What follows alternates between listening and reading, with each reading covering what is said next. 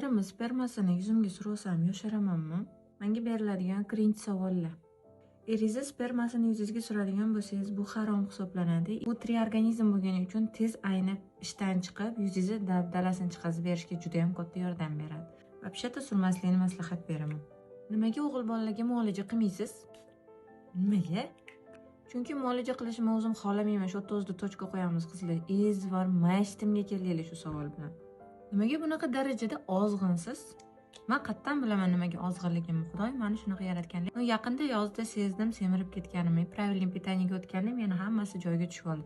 Так что borni yeb ichib yotmasdan ozgina tog'orani ko'tarib harakat qilish kerak. Qovog'ingizni qattiq qildirgansiz, Rossiya yoqadi menga, iltimos adresini bering deb so'ramanglar. Chunki men adresini 1-2 marta berib odam jo'natgan edim, buzib qo'yib menga jalba bilan kelishdi. O'shandan keyin qaytib hech kimga maslahat bermaydigan bo'ldim. Meni orqamdan kimdir nimadir yomon narsa eshitib qolsa, qaysidir borgan, tavsiya qilgan mutaxassisim parod qilib qo'yadigan bo'lsa, men uni qaytib pul bersa ham men uni reklama qilmayman.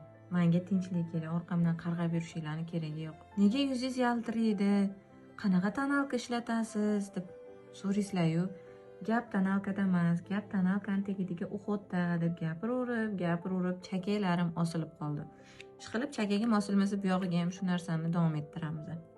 Yana qaysi savollar qolib ketdi, o'shalarni kommentariyada yozib ketinglar. Unga ham nimadir kesatiqli atvet topib qo'yaman.